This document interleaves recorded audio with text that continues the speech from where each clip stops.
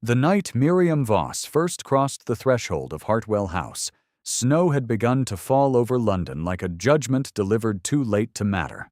She stood in the entrance hall with her one good traveling case at her feet and the weight of 4,200 pounds of her father's debt pressing down on her chest.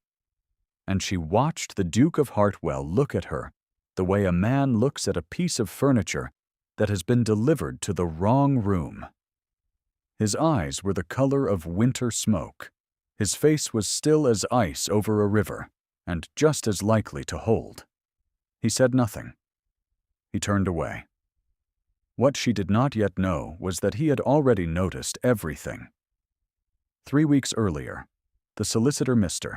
Aldous Greer had sat across from Miriam in his narrow office on Chancery Lane and explained to her, in the measured tones of a man who dealt in other people's catastrophes, that her father's estate had been entailed to a distant cousin she had never met, that the cousin had already accepted possession, and that her father had additionally carried debts of 4,200 pounds, payable in full by the close of the year. Mr. Greer had produced a document. He had placed it on the desk between them as gently as he could, which was not gently. The figures were written in a clear hand. She had looked at them and then looked away, toward the narrow window and the gray London street beyond it, and she had not permitted herself to cry. She had asked, instead, what positions might be available through his office's network. He had cleared his throat and said there was a post at Hartwell House. The Duke of Hartwell seeking a governess for his ward, a girl of 9 named Agnes. The wage was reasonable. The Duke was considered demanding. Mr. Greer had paused here in a way that suggested he considered this an understatement. She had taken the post the same afternoon. Hartwell House stood in Grosvenor Square and occupied the corner of it with the particular confidence of a building that had never needed to apologize for its proportions. It was 4 stories of white-painted stone and dark-shuttered windows, and even at noon in early March, it managed to look as though the sun were making a formal visit, rather than simply rising. The footman who opened the door to Miriam was young and well-trained, and kept his expression carefully neutral as he showed her into the entrance hall and announced her to the housekeeper, a small, brisk woman named Mrs. Petworth, who told her where her room was, where the schoolroom was, and where she was under no circumstances to go, in that order. The prohibited rooms included the East Wing, the private library, and any room in which His Grace was currently situated. Agnes she found on the back stairs, sitting in the cold, with a book pressed open against her knees and her stockings twisted. She was a thin child with her guardian's watchful eyes, and none of his severity in them. She looked up at Miriam the way an animal looks at a new handler, measuring the likelihood of cruelty before committing to trust. Miriam sat down on the stair beside her, which was not what a governess was supposed to do, and asked what she was reading. Agnes said it was a natural history of birds, and that her previous governess had said it was not a suitable subject.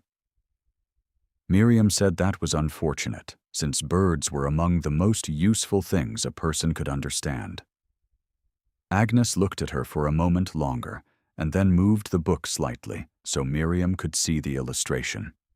It was not yet the end of the first week.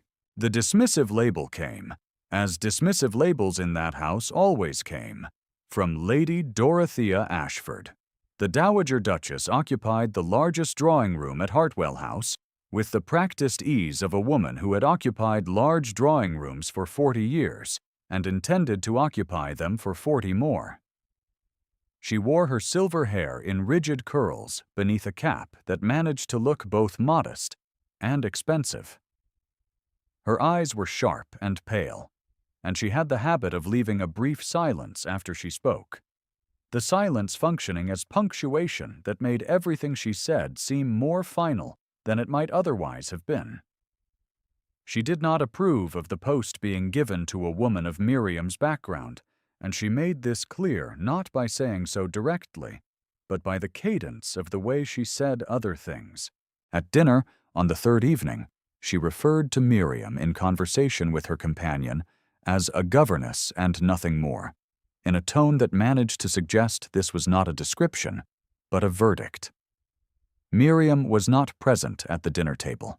She had no right to be. She heard it because Agnes had left the schoolroom door open, and the words carried down the corridor with the specificity of words that have been pitched to carry. Lady Dorothea's companion had murmured something in reply. Miriam set down the book she was holding and picked it up again, and did not allow her expression to change, because Agnes was watching her to see what a person did when a sentence like that was spoken about them. She read the next 3 pages aloud. Her voice was entirely steady. The witnessing happened 8 days after her arrival, on a Tuesday evening in the 2nd week of March. Lady Dorothea had taken to eating dinner with Agnes occasionally, when she judged the child's manners required monitoring, and on this particular evening she had found Agnes's posture at the table insufficiently erect, her fork grip incorrect, and her general bearing an embarrassment to the name she bore through her guardian's patronage. Lady Dorothea had said this at the table in her precise, carrying voice, with a footman on each side and the candles lit, and no avenue of escape available to a 9-year-old girl who had done nothing more than hold her fork incorrectly. Agnes had gone very still in the way she went when she was trying not to cry, which Miriam had already learned to recognize. The small, rigid set of the jaw, the deliberate attention to a fixed point on the tablecloth. Miriam had put down her own fork. She said, quietly and without apology, that Agnes's grip had improved considerably over the past week, and that the correction might be made more effectively in private than at the dinner table, where self-consciousness could do more damage to good habits than the original fault. She said it in the voice she used when she had thought something through, and was no longer interested in pretending she had not. Lady Dorothea's pale eyes had fixed on her with a quality of attention that was, if not respect, at least recalibration. The moment had balanced on its edge. Then the dowager had set down her own glass with a small, precise click and returned to her dinner without answering, which was, Miriam understood, as close to a concession as the woman was capable of producing in public. Agnes had exhaled. It had been barely audible. Miriam had returned to her food. She had not known, until later, that the Duke of Hartwell had been standing in the doorway behind her. That he had been there from the moment she put down her fork. That he had remained there until the dowager looked away. She learned this only because Mrs. Petworth mentioned it the following morning, in the way servants mentioned things they felt you had a right to know. Julian himself said nothing about it. He said very little about anything. He moved through Hartwell House like weather, present and silent, and capable of changing the quality of a room simply by being in it. He appeared at breakfast occasionally, and read correspondence throughout it, without acknowledging the other occupants of the table. He appeared in the entrance hall at odd hours in his driving coat, returning from somewhere he never named. He had the habit of standing at windows with his back to the room, his hands clasped behind him, looking at the street below with an expression that Miriam could not read from the doorway, and did not feel she had the right to approach closely enough to decipher. He was 29 years old, recently come into the dukedom through his father's death, and he had the bearing of a man who had learned very early that authority and grief looked identical from the outside, and had made his peace with the confusion. He had been married before. This was the first thing Mrs. Petworth had told her, in the tone of a woman who believed in equipping people with information they would need. Eleanor, the Duchess of Hartwell. She had died 2 years prior, in childbed, the child lost with her. The portrait in the east corridor had been turned to face the wall. The nursery remained locked. The subject did not arise at Hartwell House, which meant that it was present in every room at all times, a weight the household carried without naming it. If you have found this story worth settling into, leave a word in the comments, and then let us stay with Miriam a little longer, because the real complication has not yet arrived.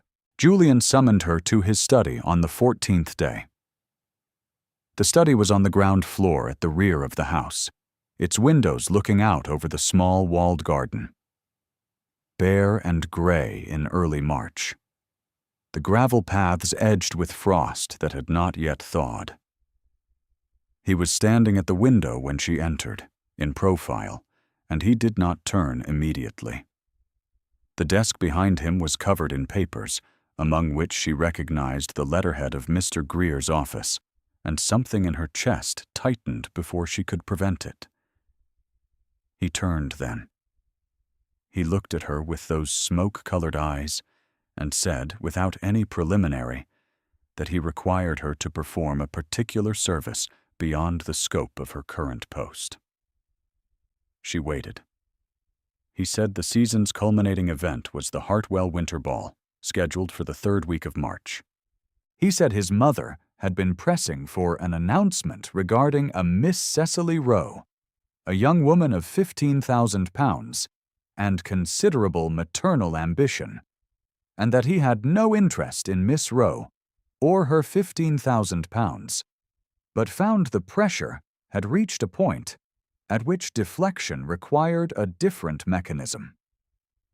He said he required a woman to appear at the ball as his affianced Duchess, and that the fiction need last only through the evening. He said that her background, her comportment, and the fact that she was already present in the household made her the practical choice. He said it all in the level, declarative sentences of a man who gave orders and expected them to be received as such, and the only indication that this particular order was not entirely comfortable for him was that he had not quite looked at her while he was delivering the 3rd sentence of it. She should have said nothing. She said instead that she would like to know his condition before she agreed to any part of it. He was quiet for a moment. When he spoke, his voice had dropped slightly. Not in softness, but in the way a sound drops when it is coming from a place that has not been opened for some time. He said there was a name he did not speak in this house, and that while she was posing as his betrothed, she was to make no reference to that name, ask no questions about it, and offer no expressions of condolence that would require him to receive them. She understood, with a clarity that pressed against the back of her throat, that he was speaking of Eleanor. She said she accepted the condition. She held his gaze while she said it. He looked at her then. The quality of his attention in that moment was not the way he looked at furniture delivered to the wrong room. It was something else, something she did not have the vocabulary for and chose not to examine too closely, because the examination would be dangerous and the position was necessary and the debt was £4,200, and none of that had changed. She turned to leave. His voice stopped her at the door. He said, "Miss Voss." The use of her name, unadorned, without her title, landed with a weight she had not anticipated. He said that he was aware of the figure Mr. Greer's documents contained, and that it would be addressed. He did not elaborate. He turned back to the window. She walked down the corridor to the schoolroom and sat at the small desk near the fireplace, and looked at her hands for a long moment, before Agnes arrived with the natural history of birds and the question of what ospreys ate. The 2 weeks that followed were a study in surfaces. Lady Dorothea received the news of the arrangement with an expression that revealed, for exactly 2 seconds, genuine alarm, and then settled into the polished neutrality that was her public instrument. She said nothing to Miriam directly. She said considerable amounts to her companion, within Miriam's earshot, about the impropriety of elevating a woman of such limited standing to even a temporary semblance of consequence, about the confusion this would cause in the minds of those already expecting an announcement regarding Miss Rowe, and about the danger of permitting a governess to forget what she was. She used the phrase, "a governess and nothing more," on this occasion at a drawing-room gathering of 4 ladies, her companion among them, her voice perfectly pitched to pass as a general observation rather than a direct address, which was precisely what made it effective.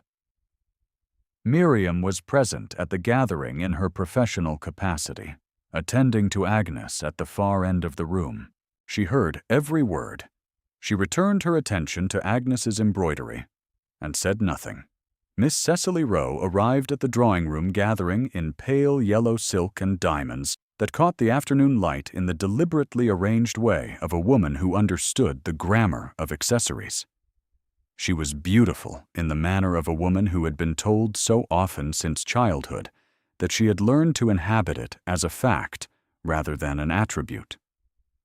She looked at Miriam once, with the brief, comprehensive assessment of a person who has already categorized what she is looking at, and then looked away toward Julian, who was present that afternoon in the drawing-room for reasons that remained opaque to Miriam, but appeared to satisfy no one, including himself. He stood at the periphery of the gathering in his usual quality of contained stillness, and Miriam noticed, because she had become skilled at noticing the things he did not announce, that when Miss Rowe addressed him with practiced warmth, he responded in sentences of 4 words or fewer, and that his eyes, twice in the span of 20 minutes, moved to where Miriam sat at the far end of the room. She told herself this was professional surveillance. She told herself it several times. The library was prohibited to her by Mrs. Petworth's original instruction. She had respected this for 2 weeks and 3 days. On the night before the Hartwell Winter Ball, she violated it. She had not slept. The ball was 14 hours away, and the deception she had agreed to had acquired, in the days since she agreed to it, a physical weight she had not anticipated. The pretense of intimacy was one thing in theory. The actuality of standing beside Julian Ashford in front of 300 people who would watch every breath she took was another. She needed something to read. The schoolroom had been exhausted. She took a candle and went down. The library at Hartwell was not large by ducal standards, but it was complete, the shelves running floor to ceiling on 3 walls, the 4th occupied by tall windows that looked out over the walled garden where the frost had finally begun to yield to the cold edge of approaching spring. A fire had been left banked in the grate, which suggested someone had been there recently. She had selected a volume from the nearest shelf and was standing with it open in her hand, reading the first page with the candle held close, when he spoke from the chair nearest the fire. He said, "Miss Voss." She did not drop the book.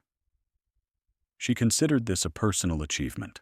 He was in shirt sleeves, which she had never seen before, his coat over the arm of the chair, and a glass on the table beside him that was still half full.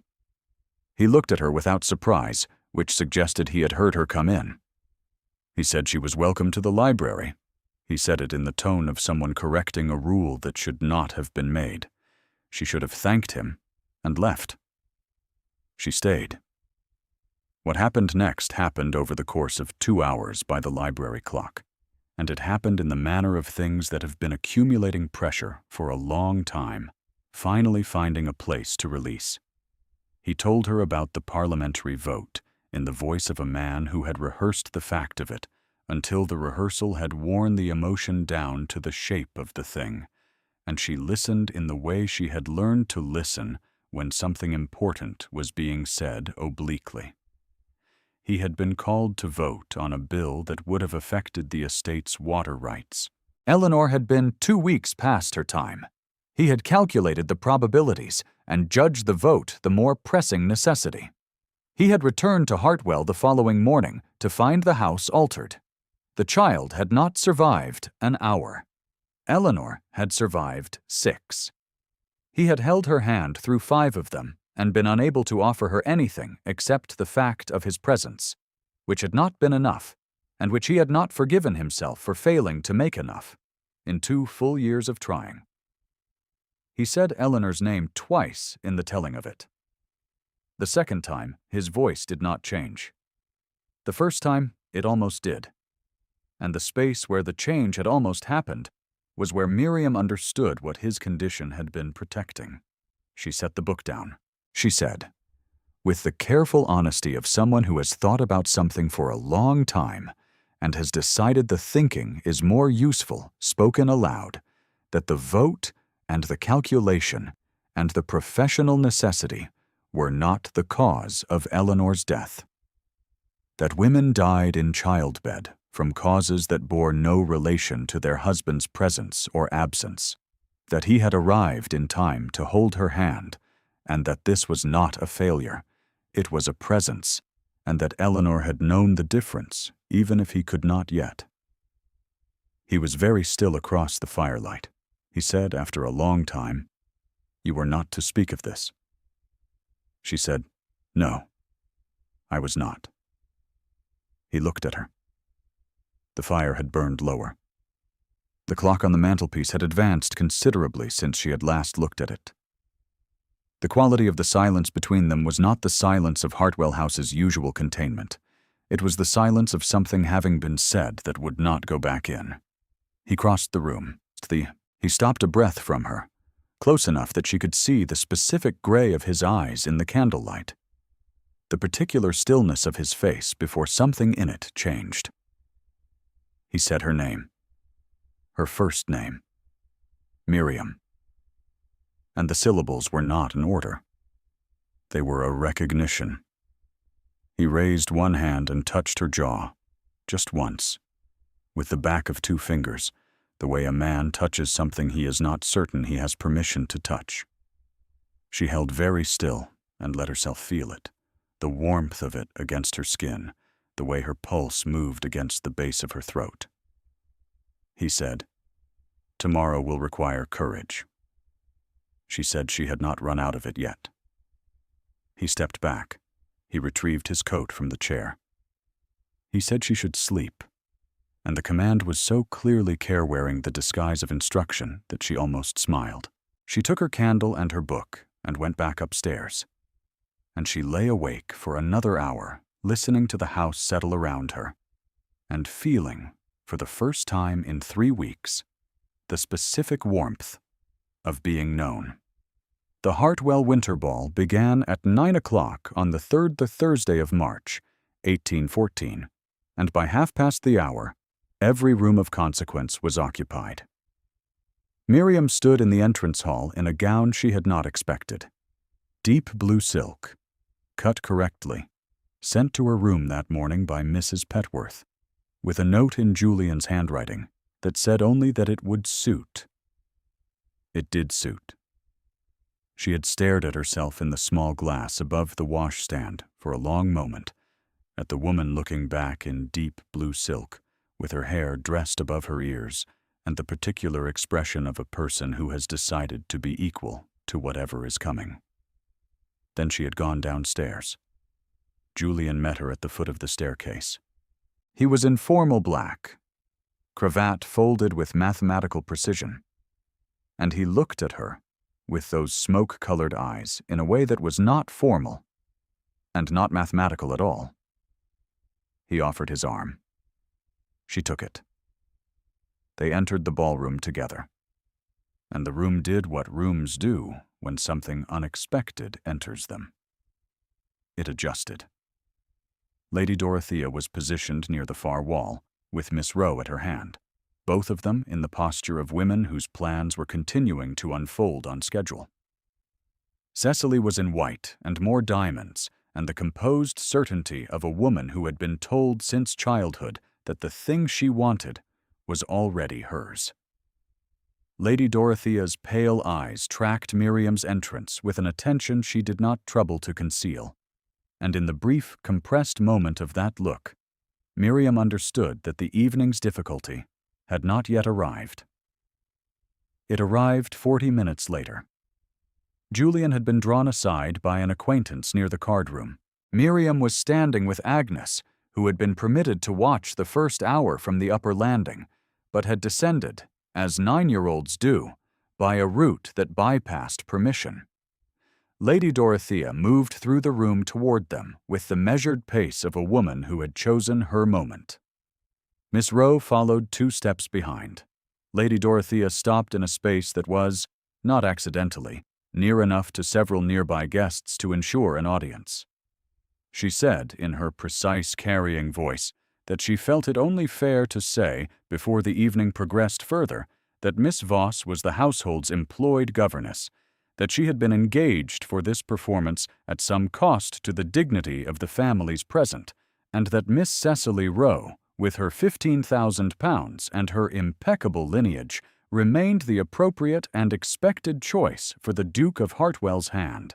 She said, "A governess and nothing more," for the third time that month, and the words fell into the room like something dropped from a height. The nearby guests had gone quiet. The quiet was spreading outward through the room the way quiet spreads when something important has been said in public. Miriam felt Agnes's hand find hers and grip it. She looked at Lady Dorothea for a moment, at the pale certainty of that face, at the social machinery behind it running exactly as designed. She thought about the condition she had agreed to. She thought about the library and the fire and the back of 2 fingers against her jaw and his voice saying her name. She thought about Eleanor, who had died in a house that loved her imperfectly, which was the only way love managed in real houses, and whose portrait had been facing the wall for 2 years. She made her choice.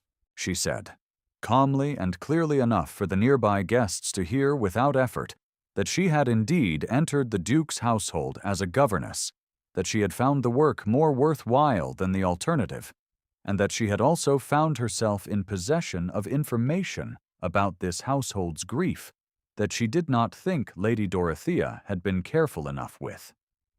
She said Eleanor's name. She said it gently, not as a weapon, but in the tone of someone restoring a name to a room from which it had been too long absent. She said that a man who had carried that grief for 2 years deserved to have it spoken aloud by someone who was not afraid of it, and that his willingness to carry it silently was not coldness. It was the particular shape of a love that had not found a new form yet. The room was very still. Miss Rowe's expression, in a single brief clause of recognition, showed that she had understood something she had not understood before. Lady Dorothea's composure had the quality of something that was no longer completely intact, and then Julian Ashford crossed the ballroom floor in 3 strides. He did not hurry. He covered the distance between the card room and the place where Miriam stood with Agnes at a pace that was neither rushed nor measured, simply direct, as though nothing in the room existed at sufficient weight to slow or redirect him. The crowd's faces turned as he passed, the way faces always turned when the Duke of Hartwell moved with intention. And by the time he reached her, the surrounding quiet had become the particular silence of 300 people who have agreed, without consultation, not to breathe. He stopped before her. He looked at her face, and whatever he saw there produced in his own face the specific change she had watched for 3 weeks and never quite seen complete. The mask not broken, but set down, deliberately, in front of everyone. Mr. Greer was standing near the door to the card room. He had been at the ball at Julian's invitation, which Miriam understood now had not been coincidence. Julian turned his head and said, at a volume that carried, "Mr. Greer." The solicitor crossed the room with the brisk, unhurried step of a man who had been expecting to be called and had the necessary documents already in his coat pocket. Julian returned his attention to Miriam. He said, "I have a special license from the Archbishop of Canterbury, obtained this morning for the cost of 3 guineas, and Mr. Greer has confirmed it is in order. I am asking you, Miss Voss, in front of this room, whether you will be the Duchess of Hartwell in fact, and not in fiction. This is not a deception. It is a question. It requires an answer." The words were exactly as brief and exactly as irrevocable as the man who had spoken them. Miriam looked at him for the length of time it took her to understand, with the particular clarity that arrives only when something you had stopped expecting becomes abruptly real. That he meant it. Every word. The smoke-gray eyes were steady on her face, and there was nothing in them that was performing patience. He was simply waiting. He had been waiting, she thought, longer than either of them had acknowledged. She said yes. Not the yes of a woman accepting a contract. The yes of a woman claiming something she had earned. Mr. Greer produced the license from his coat pocket and confirmed in a brief professional sentence that the document was valid and complete, the fee of 3 guineas having been paid in full. Julian took Miriam's hand in his, her plain glove against his, and the warmth of his fingers through the thin fabric was more declarative than anything the license contained. The room breathed again. The sound of it was unmistakably approval. Lady Dorothea stood at the edge of the changed arrangement with an expression that was, for the first time in Miriam's experience of her, uncertain. She was a woman whose script had always worked. It had not worked here, and the recognition of that fact moved across her face in a series of small, careful adjustments. She did not speak again that evening in Miriam's direction. She was not humiliated. She was corrected. There was a difference, and Miriam was grateful for it, because the woman was Julian's mother and would continue to be so, and cruelty had never been something Miriam had energy for. Cecily Rowe departed within the hour, her mother at her side and her composure intact, which was to her credit. The £15,000 would find a more willing recipient in another season. Miriam did not watch her go with triumph.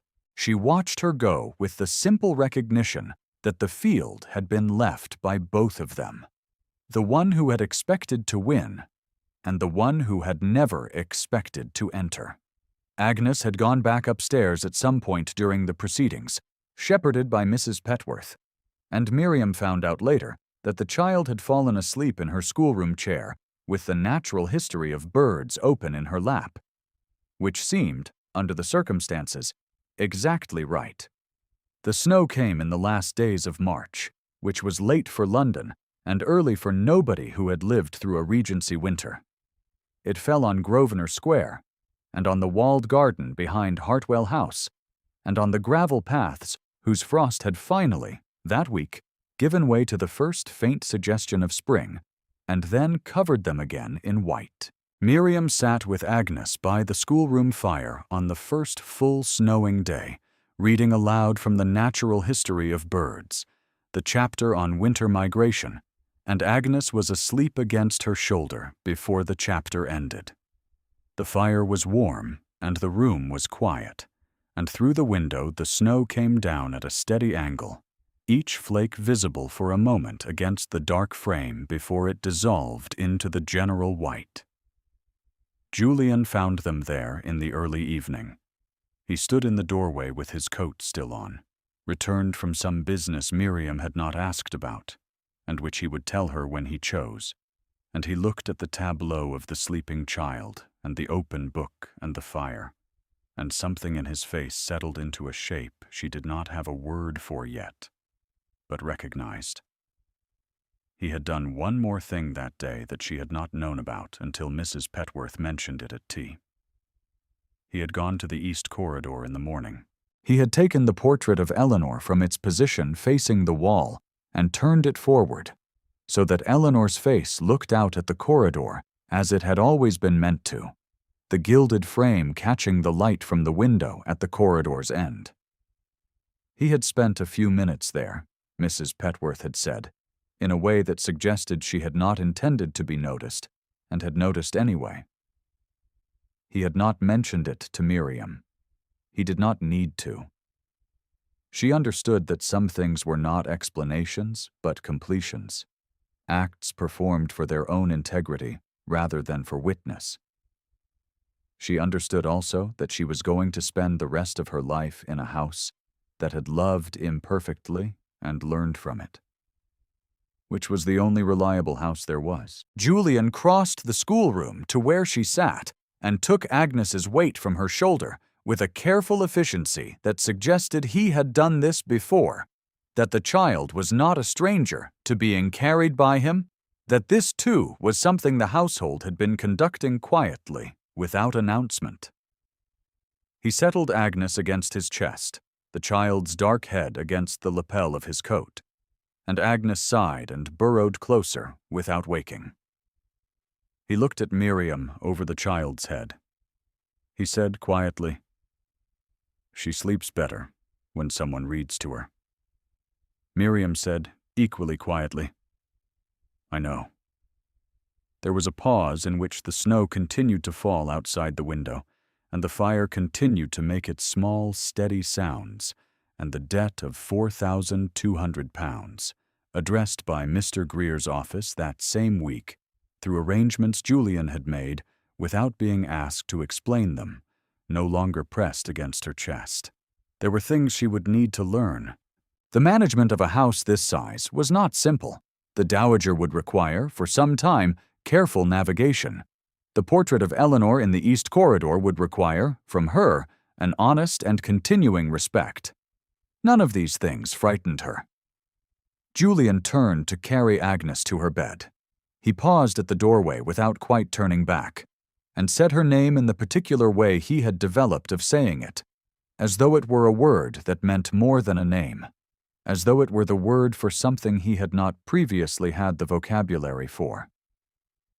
She looked toward the window, at the snow still falling over the garden, the walled paths going white and then whiter, and she thought of the entrance hall 3 weeks ago, the cold and the traveling case, and the debt and the Duke who had not looked at her as though she mattered. She thought of how quickly and how completely everything had altered when one person chose to see clearly. The fire crackled. Agnes murmured something in sleep. The snow lay against the dark glass of the window and caught the fire's light in the small way that beautiful things do when no one has arranged them. Miriam Voss was home. If Miriam's story moved you in some way, leave a word in the comments. And if you would like to stay in this world a little longer, there is more here waiting for you.